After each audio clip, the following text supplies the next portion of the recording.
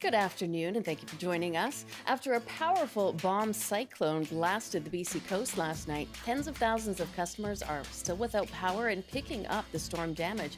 We'll see what progress is being made on Vancouver Island, and it's Transgender Day of Remembrance. So we're asking, who are you thinking of today? I'm Amy Bell, in for Michelle Elliott, and this is BC Today.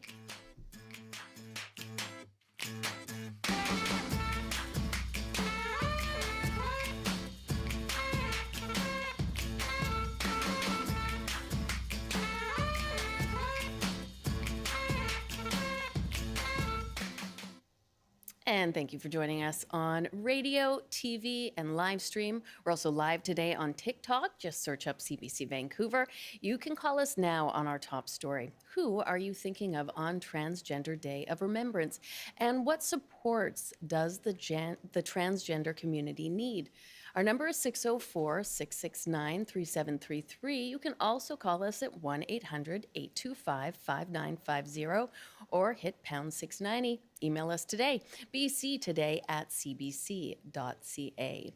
Before we get to our top story, highways are closed, ferries are canceled, and thousands of people are without power after a very powerful bomb cyclone blasted the BC coast. Vancouver Island was the hardest hit, and for more on the aftermath, we're joined by CBC reporter Katie DeRosa in Souk. Hi, Katie.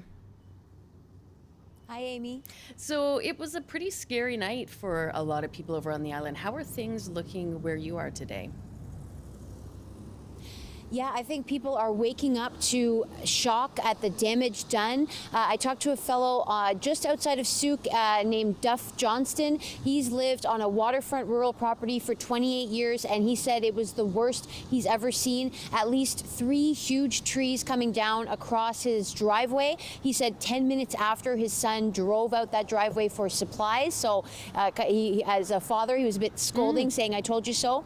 He says his power is out, as is 70,000 people across Vancouver Island, thousands here in Souk.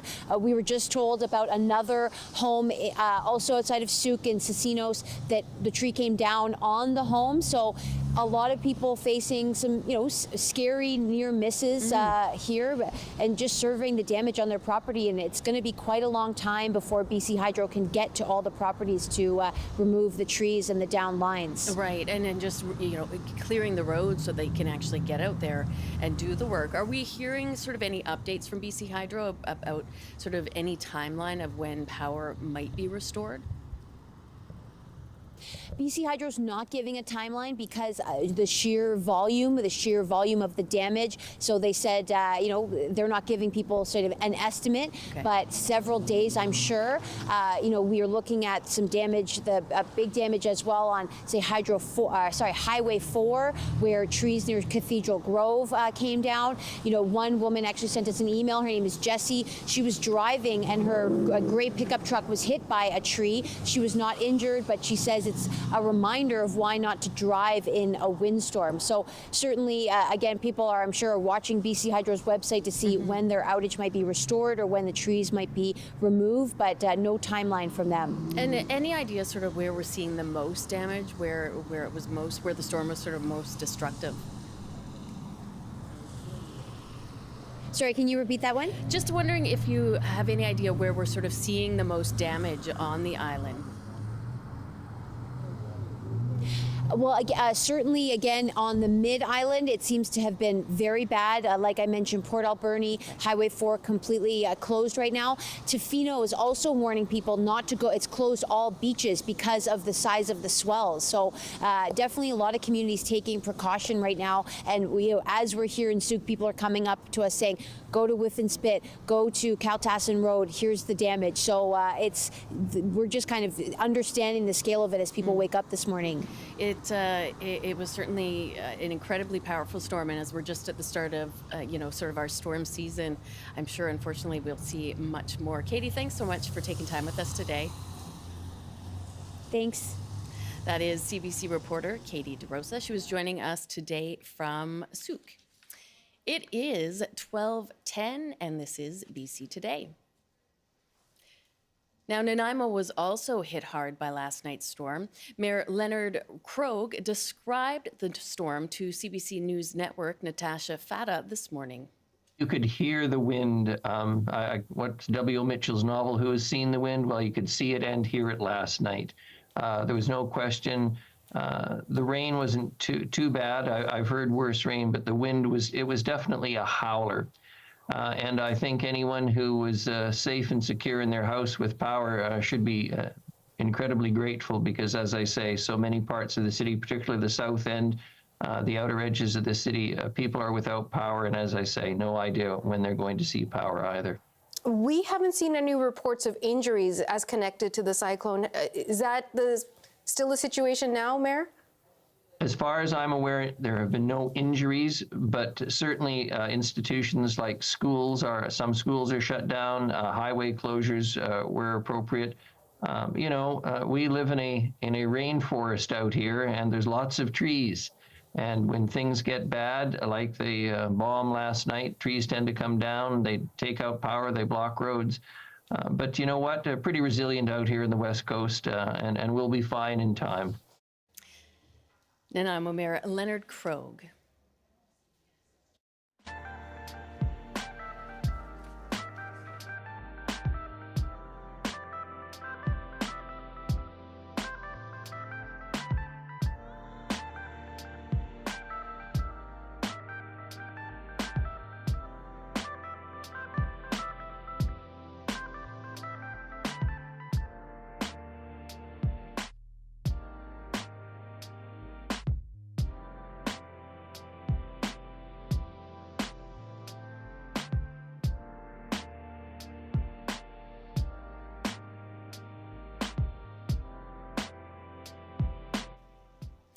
And today marks the 25th Transgender Day of Remembrance, with vigils across the world honoring the lives lost due to violence and transphobia.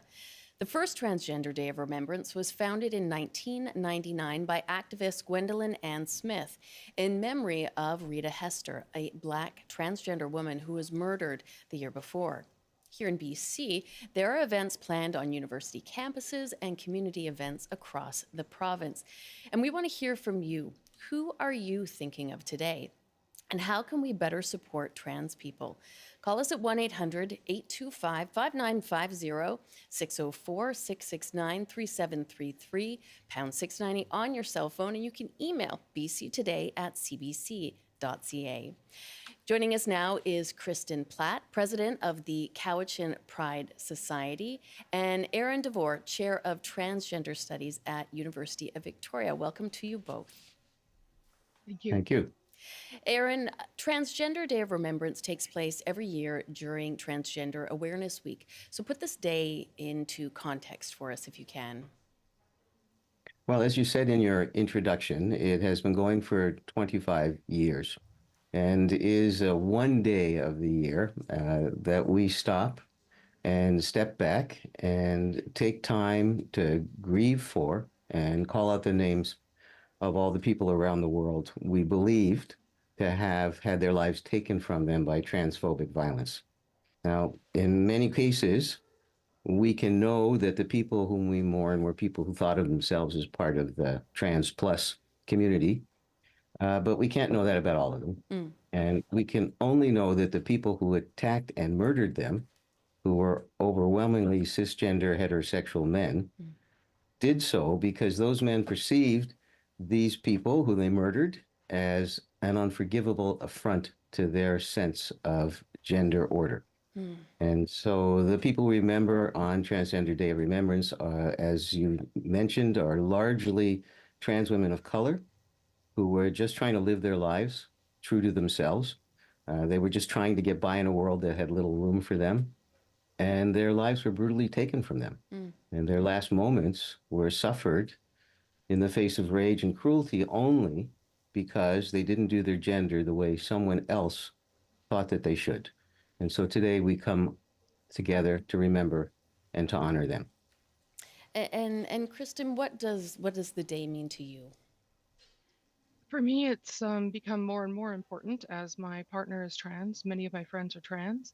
And We have wanting to bring the community together, especially in the Cowichan Valley, which we've seen a lot of more pushback against people living the way that they are. Mm. And we've had many speakers that we've had to protest. We've had many publications that are spouting half or not even truths, not even half truths, just outright infactual information.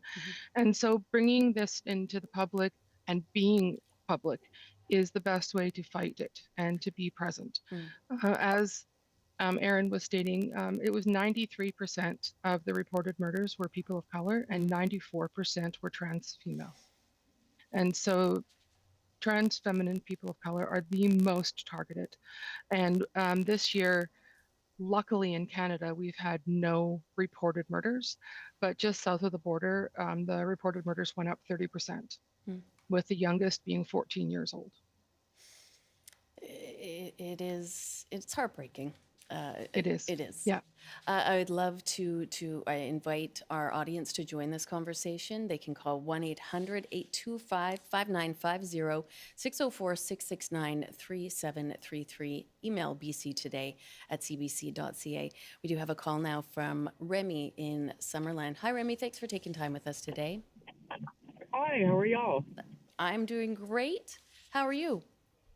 Oh, doing okay. It's a little cold and rainy and chilly out here in Summerland, but I'm Yes. doing the best I can. And what are your thoughts on today? Is there anyone you're thinking of or remembering? Yeah, so first and foremost, there will be candlelight vigils being held tonight in Penticton, Kelowna, and Vernon. Mm-hmm.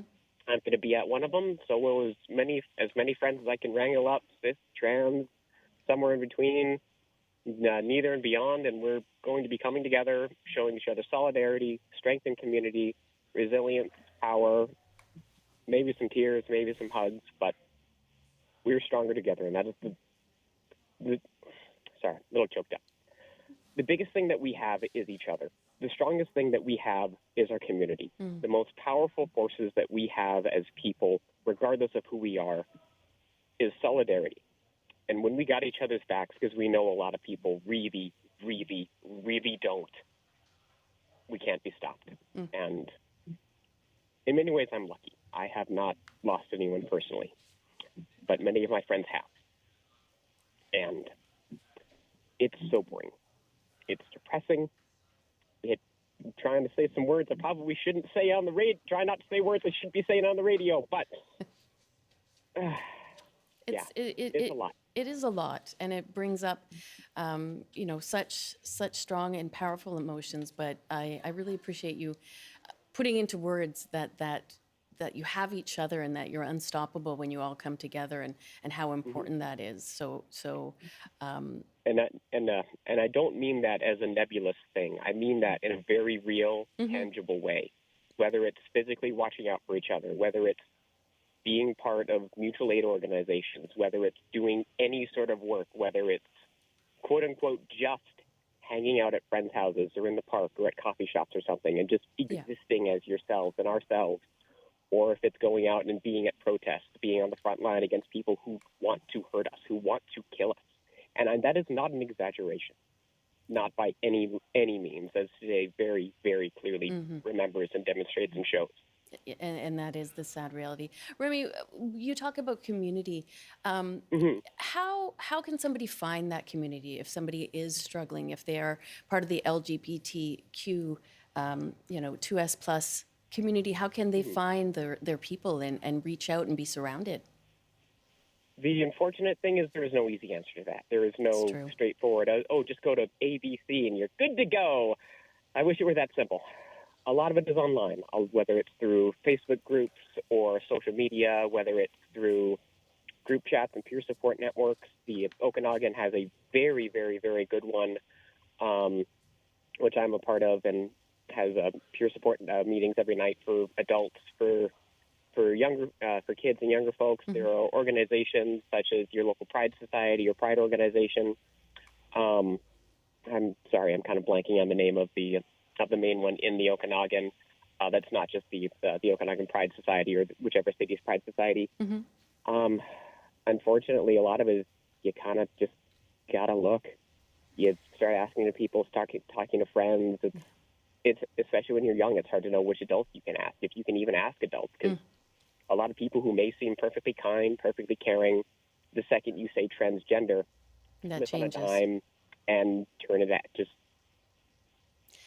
the worst kind of person you've ever met. And that's terrifying for a lot of people, for anybody, really. Yeah. Yeah. And I can't imagine what that feels like, but I really appreciate you sharing that with me and calling in. And Remy, I truly hope that you are surrounded and supported today. And I really thank you for sharing with us. I am, and I will be. Thank you very much. You take care. Such powerful words from Remy there about, needing that support and how important it is, but how quickly that support can be taken from you when you admit your truth about being transgender. But in terms of, those events and those places where you can be surrounded and celebrated, Aaron, what events are happening up at UVic tonight that people can go to and sort of engage in that support? Well, we have something happening that's actually starting in 40 minutes. Okay. So 1 o'clock. We have reserved some space in the grad student um, building at UVic, and there's a lounge, and we're offering tea and coffee and munchies of various kinds, and an opportunity for people to come together. And we have a speaker who is Dr. Alex Abramovich, who works in the area of homelessness, and he's going to talk about the connection between homelessness and Transgender Day of Remembrance, because of course a lot of the people who get murdered under these awful, awful circumstances are also homeless people. Right. And that homelessness leads to many unfortunate things, and many transgender people, unfortunately, are homeless. So he'll be doing a short talk about that this afternoon, and we're bringing people together there. Later in the evening, what traditionally happens on Transgender Day of Remembrance is, as Remy mentioned, a candlelight vigil. And most places, people read out the names of the people who have died in the year since the last Transgender Day of Remembrance, which this year on the international, and it's usually internationally, and on the international scene, there's 350 names on that list. So there will be a candlelight vigil and a reading of names this evening from 7:30 to 8:30. That's sponsored by an organization called Divine, and that will be at the Vic West Community Center, which is at 519 Craig Flower Road, and it's also available on Zoom. Okay. And if people would like that link, the Chair in Transgender Studies has a website and social media, and the Zoom link is available there. Wonderful. And Kristen, tell us about your community's vigil tonight. Yeah, so Duncan, we have Cowichan Pride Society is putting together a candlelight vigil from 6 to 7 p.m. at the Duncan City Square. And we have a couple speakers. One is Dr. Seymour, who is a medical professional who provides gender affirming care. And one is one of our board members, Arika Crook, who will also be speaking tonight. And instead of reading out the names, because 350 names is a lot, we actually have them all printed on a poster board. We have last year's as well, so people can read them and leave notes and messages and put positive things with those names. Right. And so everybody is welcome. We'll be there, rain or shine, and I think we'll be live streaming as well for anybody who can't come out. Wonderful. And we have another call in now from Scott in New Westminster. Hi, Scott. Hi there. I'm just, the first time I ever heard about this day was, it's probably about 20 years ago now, when I was up at SFU, and I think there was a small candlelight vigil there as well, like some of the guests on your panel are talking about. But so I do remember, I don't think it's, I think someone mentioned about it being around since about 1999, but I do work in social services, and I've had a few clients pass away, and there's a lot. I mean, it's definitely a high risk population, and so I just wanted to call in. But also that there was that film Boys Don't Cry, which quite resonated with me as well. With Hilary Swank. Yeah, so I just wanted to call in and say, give my condolences to people who have lost loved ones, and yeah. And that of course is appreciated. And I think that film, for many people, was quite, I suppose, eye-opening. It was the first sort of mainstream representation of just the absolute horror that the transgender community was exposed to and dealing with. And perhaps that just generated at least some conversations. Now, Aaron, you are the world's first chair of transgender studies, chosen in 2016 to take that position at UVic. What has changed since then? What are the issues facing, transgender and gender non-conforming people in BC now? Well, yes, thank you. The chair in transgender studies is the first and the only chair in transgender studies in the world. It's a research chair and a community engagement chair. And to answer your question about what has changed, not enough, but some. Okay. I would say in the Canadian society, we're seeing over that period of time, which is now just about 9 years, because we started on the 1st of January in 2016, we're seeing an increase of acceptance that transgender people exist and transgender people have rights. During 2017 is when we saw the law change. Bill C-16 changed the law on human rights and hate crimes in Canada to protect gender identity and gender expression. And that's a big victory, but it's important to remember that just because the law changed doesn't mean that behavior has changed. Right, or the And attitude. doesn't mean that policies and practices and the way people actually act takes much, much longer to change than simply changing a law. So that was a very important milestone, and we're seeing over the years since then increased changes in the way policies are created and policies are put into practice, and the way people actually believe and act. At the same time, we're seeing a reaction against those changes, and so we're seeing increased resistance to acceptance. And of course, if you look south of the border, we're all in great trepidation about what is going to happen when Trump comes to power and how many of the dire promises that he made to attack trans people he will actually be able to enact. But even before he comes into power, and looking at what's going on in Canada, there's any number of legal efforts being made to roll back the rights of trans people, and so it's mixed. I think overall we have seen progress in Canada, quite a bit of progress in Canada, but by no means is the job done, and that progress and that change is very uneven, and we need to continue to be vigilant because there are people who are very unhappy about that progress and are trying to turn the clock back. Right. Kristen, in the Cowichan Valley, more of I guess, sort of a rural area as opposed to, a more urban center. What are you hearing from the transgender community? What are their thoughts and how they're feeling? Or, as Aaron was saying, with Trump coming into power, there's been a lot of negative talk and very fear-based talk about attitudes towards the transgender community. Absolutely, and it is very scary. Being married to a trans person, it's terrifying actually, because we won't travel across the border at all. It's just not safe. I haven't seen friends in the States, and many friends are trying to make efforts to move north because it isn't as bad. It's not great. There's a lot of lingering prejudice and bigotry towards trans people. There is friends that get yelled at and verbally assaulted and physically assaulted here in Duncan just for being themselves. And they've done nothing to provoke it, literally just walking down the street. The hatred is there, and we have to keep fighting against it and keep educating against it, because a lot of it is misinformation. A lot of it is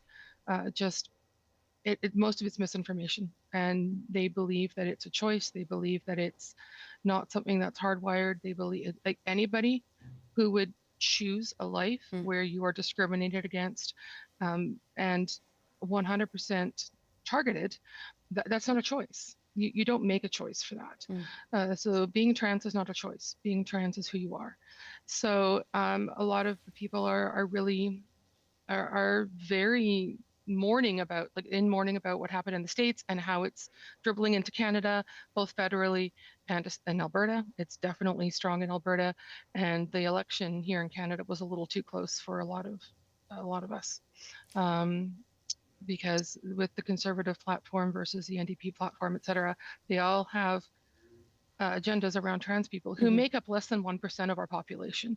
So the fact that governments are using this very small group of people to build these giant fear-based platforms for people who don't understand is it's criminal, really. It's criminal against a marginalized population.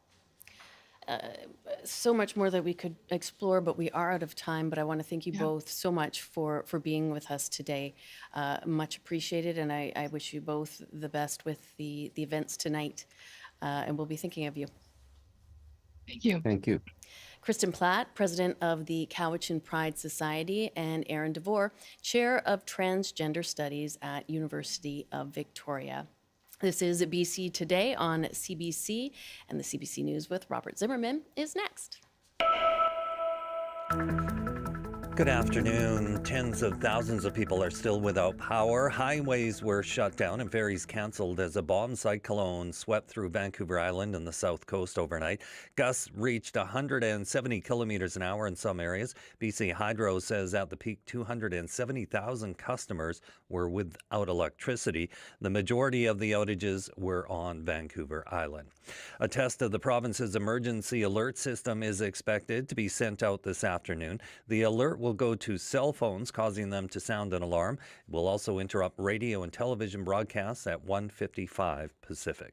And the BC Lions have fired head coach and general manager Rick Campbell. The team has named co-general manager Neil McAvoy vice president of football operations and promoted assistant general manager Ryan Rigmaiden to general manager. The move comes after a season where the Lions started 5-1, then lost 5 straight games and finished with a 9-9 record. And now the forecast. Wind warnings continue for coastal areas, while snowfall warnings are in effect for sections of the Kootenays. On the north coast, a mix of sun and cloud this afternoon with strong winds and a high of 8. Highs to -12 with blowing snow in the Peace. In the central interior, including Prince George, snow tapering off, then cloudy with a high of -2. In the southern interior, including Kelowna, cloudy with a high of 5. And for Metro Vancouver, Greater Victoria, and the Fraser Valley, a chance of showers this afternoon, windy in some areas with highs around 11 degrees.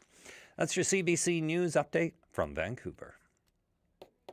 Thank you, Rob, and thank you for joining us on CBC Radio 1, CBC TV, and live streaming on the CBC News app, cbc.ca/BC. We're also on TikTok live today, CBC Vancouver, and on the CBC British Columbia YouTube page. Now, yesterday marked the 1,000th day since the Russian invasion of Ukraine. Here are some of your thoughts on the deadly conflict. James says, it's all just heartbreaking and disgusting.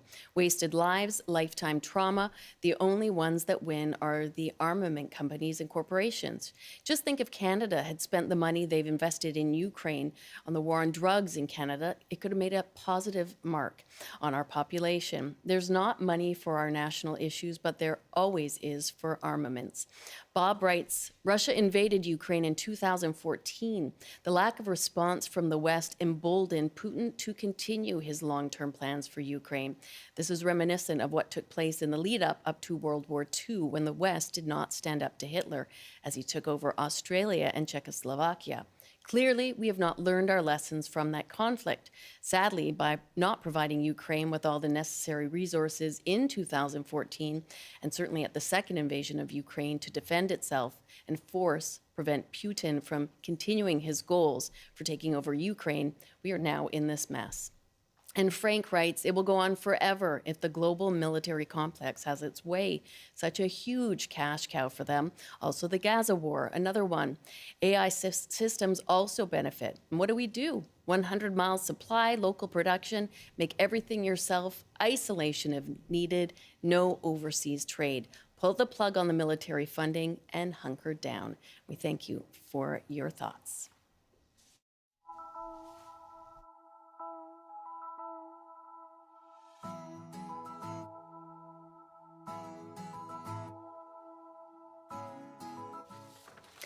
And COP29, the United Nations Climate Change Conference, continues in Baku, Azerbaijan, with world leaders joining forces to focus on reducing damage from climate change.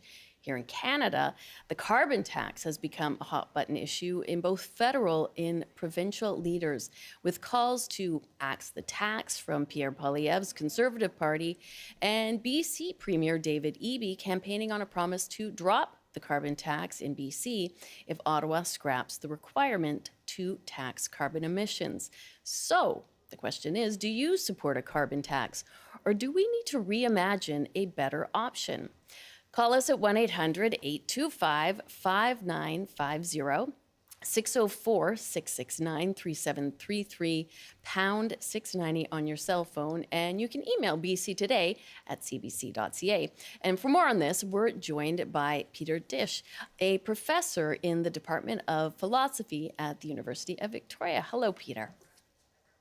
Hi, Amy. Thanks for having me on the program. So just, I suppose, for some background, what is the desired intent of the federal carbon tax? So the desired intent is basically to make carbon-intensive activities less attractive, make them more expensive. We know that we face an existential threat in the form of climate change, and we have different policies to try and bring carbon emissions down. Right. And the carbon tax is one of the main planks of our policy approach. And the Liberal government's plan is to keep the carbon tax just the way it is, but the Conservatives plan to get rid of it altogether. The axe the tax is what they are calling out. Is either side right, or is there something in the middle where these ideas, could sort of mesh and present a better option? So I think there's a lot of misunderstandings in the debate. So I don't think either side is completely right. And so what I try to do in my work is try to clarify some of these misunderstandings. And I think the current carbon tax that we have today as a flat rate tax is unfortunately both ineffective. It doesn't really achieve its goal of lowering emissions as well as it should, and it's also unjust. So we can talk about these two elements in more detail. I would love to, and also interesting, to point out, some people might wonder why a professor in the Department of Philosophy is who we're talking about a carbon tax with, but there is a lot of philosophy and humanity in how we use these taxes for the greater good. But what should we be doing? What is a better way and a fairer way to implement such taxes? So from a perspective of economic ethics, and I really work at the intersection of the two. I have a double background in economics and in philosophy. The question really is, what should we do and why? Okay. Right? And so if we go back to the initial goal, we want to lower carbon emissions. Then there are two things that we have to consider when we look at the current carbon tax as we see it today. Right? And that is that it doesn't take into account who are the main emitters in our population. Now, this is something that some scholars have pointed out for years. The wealthy are responsible for most of the emissions in our society. So a rough estimate is that the top 10% of emitters are responsible for about 50% of the emissions. Okay. So just last week, there was a study that came out about the emission impact of private jets. Well, who has private jets? Rich people do. Not you and I. Not you and I. So the second thing that we have to take into account is that the goal of the carbon tax is to change behavior, is for people to engage less in carbon intensive activities. It's not to raise revenue for the government. Right. But when you look at those rich people, you have to wonder, does a carbon tax at $80 per ton of carbon tax equivalent, which comes to about 18 cents for a liter of gasoline at the pump, does that change the behavior of the rich at all? And the answer is not one bit. Their demand for carbon-intensive activities is completely price insensitive, at least at those prices. They can afford it. So they can afford it, exactly. Okay. So if we want to use the carbon tax more effectively, if we want to actually achieve our goal of lowering emissions, what we would need is a progressive carbon tax. So in other words, for an individual, and I'm only talking about individuals here, I'm not talking about industrial emissions, not talking about agriculture, I'm talking about individual, in this case, individual Canadians. The idea would be the more you emit, the higher your tax rate goes. Okay. So we know this from other contexts. We know this from the income tax. There's different income tax brackets, but in this case, they're linked to income. In a progressive carbon tax, they would be linked to emissions. So a certain level of emissions from the perspective of the global carbon budget that we have left to stay within 2 degrees is unproblematic. And so plausibly, if you only emit that amount, you wouldn't have to pay much at all, or you would get rebates to compensate you. But once we move up the ladder, once we get to the level of private jets, just as an example again, we need a carbon tax, or as an alternative, actually, just a prohibition of certain kinds of activities. But if we stick to the carbon tax, we need a rate that actually discourages those individuals from doing what they're doing. Okay. We've had a couple calls come in, Peter. I would like to get to them. And of course, anybody can join our conversation about the carbon tax. Do you support it? Do we need to revamp it? Are we taxing the right people properly? You can call us at 1-800-825-5950, 604-669-3733, or email your thoughts, bctoday@cbc.ca. We'll go now to Scott in Kelowna. Hi, Scott. Hi there. How are you? I'm doing great. How are you? I'm not too bad, thanks. And what are your thoughts on the carbon tax? So my view on it is, as a taxpayer, it seems like a cash grab for the government. If I saw every dollar that was collected in a carbon tax go to green technology, I'd be much happier with it. But it just seems to be, I'm a middle class tax guy, and I'm so tax weary. Like, it's just tax. I feel like us middle class people just pay for everything. Like, I would rather see I don't know what the answer would be, but to come up with something else. And then they charge GST on top of carbon tax too, I believe, which is just another cash cow for the government. All right, Scott, thank you for that. And Peter, that always seems to be a very common refrain for any form of taxation we're talking about here. People feel taxed to death. They feel that it's unfairly distributed.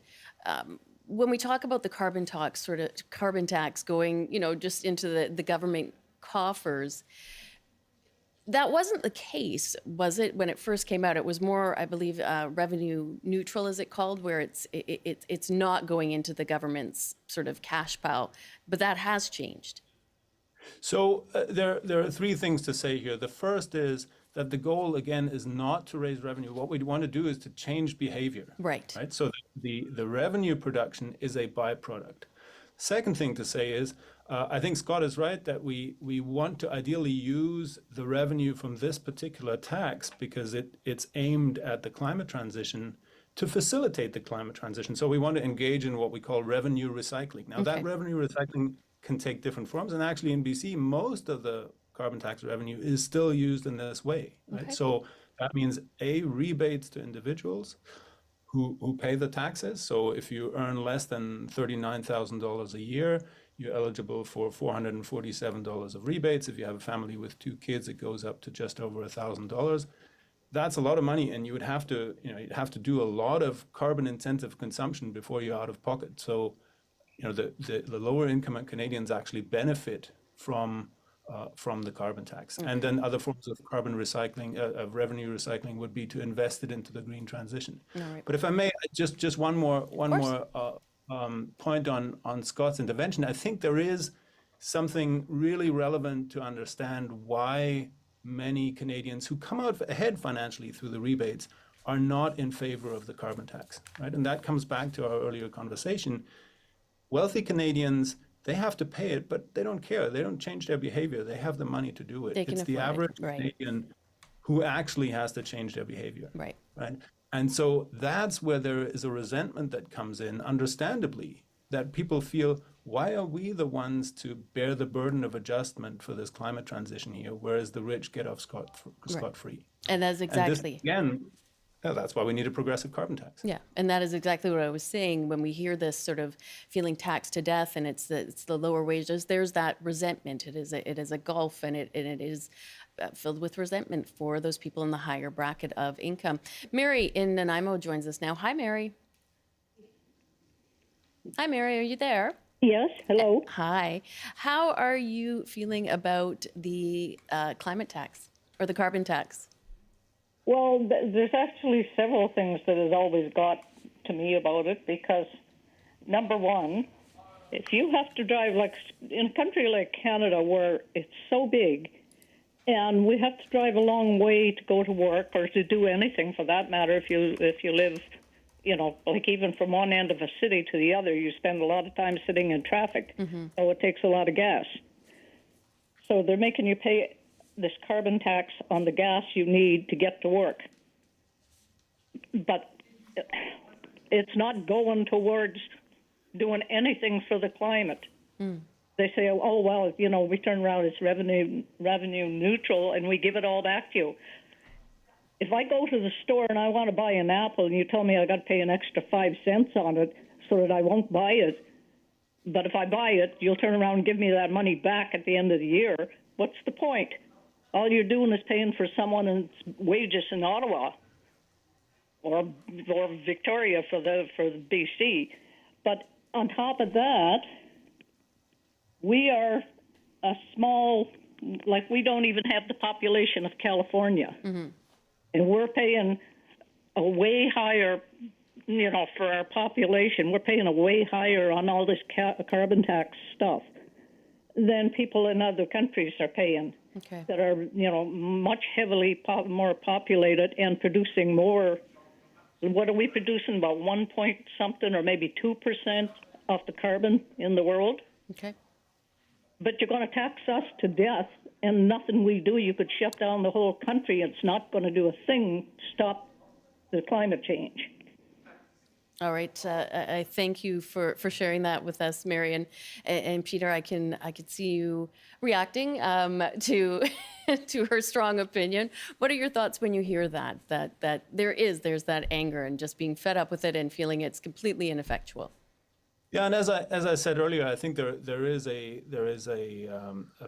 kernel of truth in that I understand when you see it, who's bearing the burden of adjustment. But let me just say a few things in response. So the driving, and I made a little back of the envelope calculation before coming on the program, and for a family of two, given the current rebates, you could almost drive from Vancouver and Halifax and back 5 times before you're out of pocket for the carbon tax. Okay. Right? Now that's a lot of driving. Now, of course, driving is not the only product where the carbon tax is being levied, but it's still most Canadians actually come out ahead with the carbon tax. And the second thing is it does do things for the climate because it does lead to people changing their behavior. It doesn't lead those who need to change their behavior most to change the behavior. That's precisely my point, where we need a progressive carbon tax. And it also, because of the revenues go into green projects, makes a positive difference. So just a quick reaction maybe to the point that we're just a small population in Canada, and there's other bigger polluters. That is true in absolute terms, but per head, Canadians are actually second globally with over 17 tons of CO2 equivalent per year in pollution. So we're among the prime people who have to reduce their emissions. And let me just maybe give an example that might appeal to both of our callers who've called in so far. There are countries such as Finland or Switzerland who've taken a similar approach to the one that I'm proposing here and that other people have proposed in the context of traffic fines, right? So they realized just fining someone who's wealthy, even $100 for speeding is not going to change their behavior. So what they did is they linked the traffic fine to income. And in both countries, people have been caught in speeding traps, not going hugely over, but they had to pay 6-figure amounts of money as a speeding fine. Now that means that even those wealthy people will change their behavior, right? And in the climate context, we need that even more because they are responsible for so much of the pollution. Right. And I think if we had a model where we charge people, we tax people more, the higher their emissions are, we'd be much more effective at actually lowering them. Okay. I've got a couple of comments. We're on live with TikTok today. So one comment says, no more carbon tax. The other says, carbon tax the rich, which in a sense is where you are pointing. And we do hear that a lot, that tax the rich refrain, but it is not facetious. It is actually perhaps the best way forward as those people are most responsible for the emissions. Yeah, I agree, and I have to say I'm a little surprised that.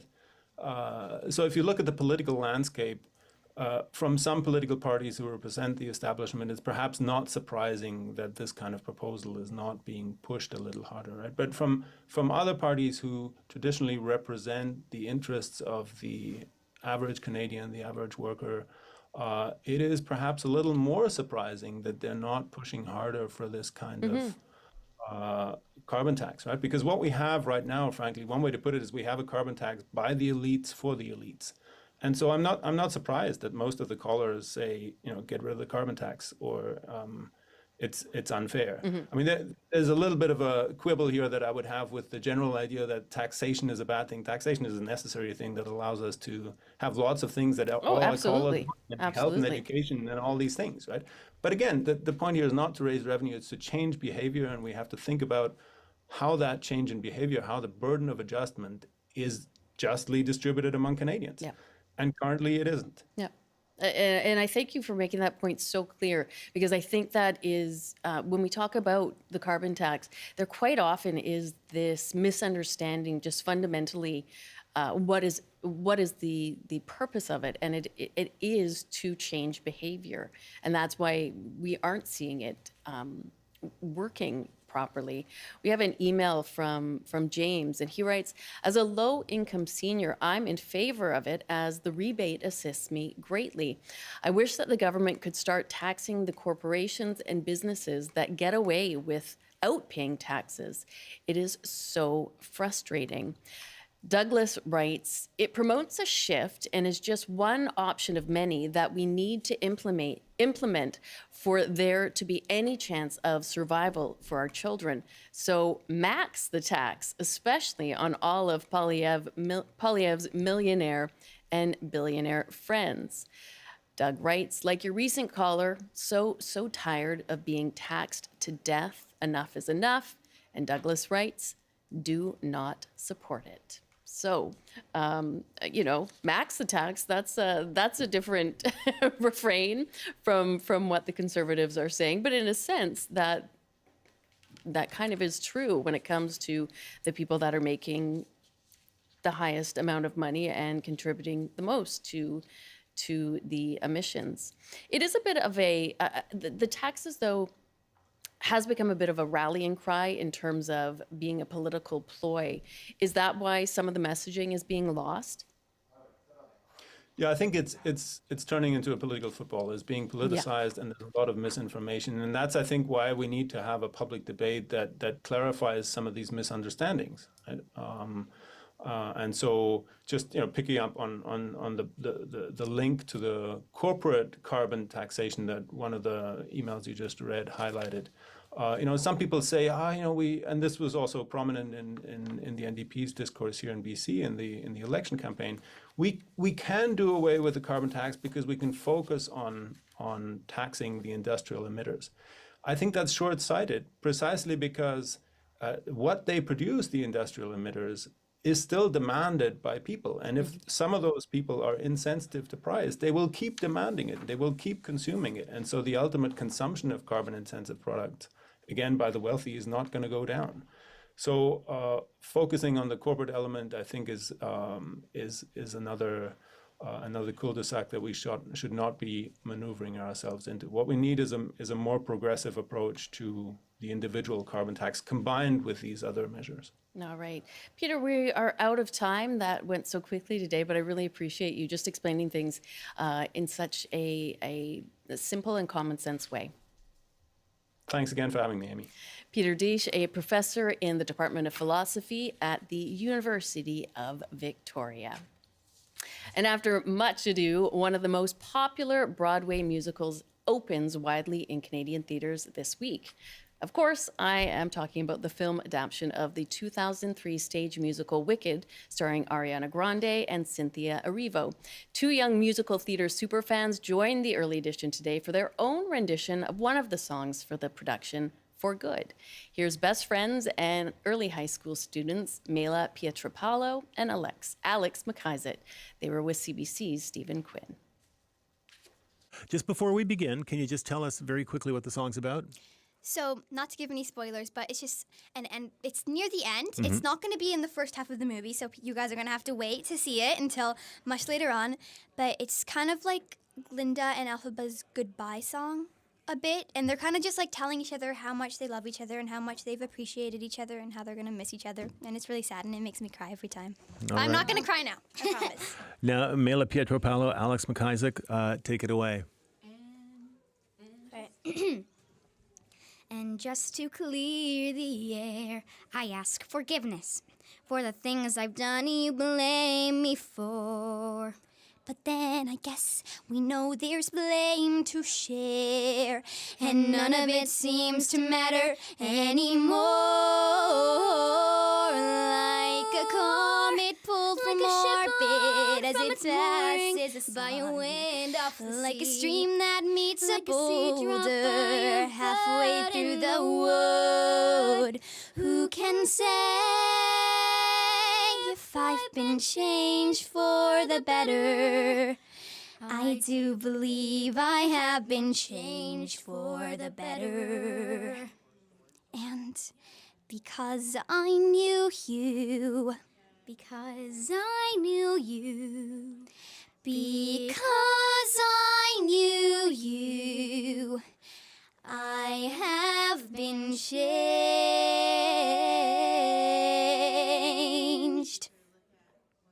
for good.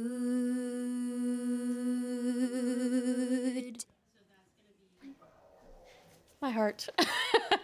Mela Pietropalo and Alex McIsaac are both high school students, as well, obviously, singers and actors. You can catch Mela in Oliver at the Gateway Theatre and Alex in Miracle on 34th Street at the Arts Club this holiday season. You can find that full, delightful interview on the CBC Listen app. That is our show. Thank you for calling in and joining the discussion. You can always email us bctoday@cbc.ca.